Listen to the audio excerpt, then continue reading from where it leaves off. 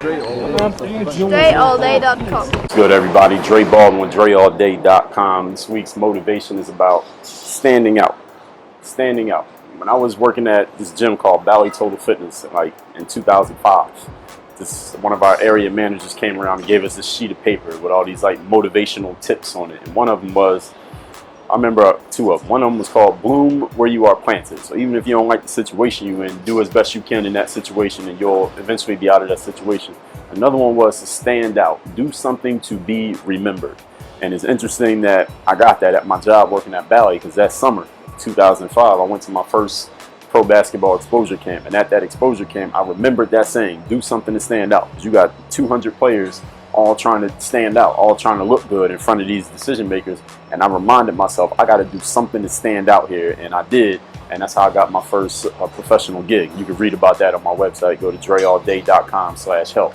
But this week's motivation, the reason I'm talking about standing out is because so many people, if you just look around in life, a lot of people just fade into the wallpaper.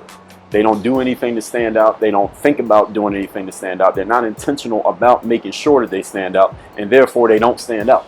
So you're not going to stand out just by naturally being who you are most of the time, because naturally who we are has become morphed because of social pressure has been morphed into being like everybody else. If you were truly naturally who you were, you would stand out very easily, because there's no one like you. There's nobody else bringing to the table what you bring to the table. But the problem is, because we got the internet and we got social media and we got videos like this, not my video, but videos that we can all watch, and there's social pressure, there's peer pressure, and humans are social creatures.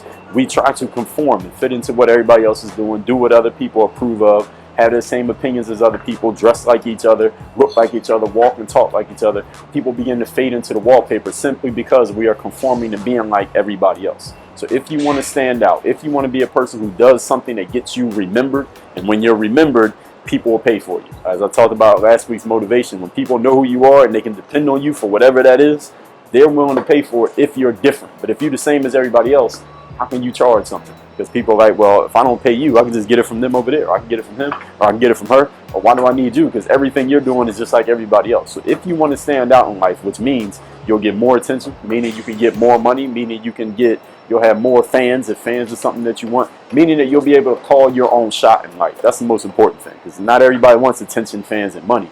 But you'll be able to call your own shot, basically meaning you can direct your life the way that you want it instead of somebody else telling you what to do.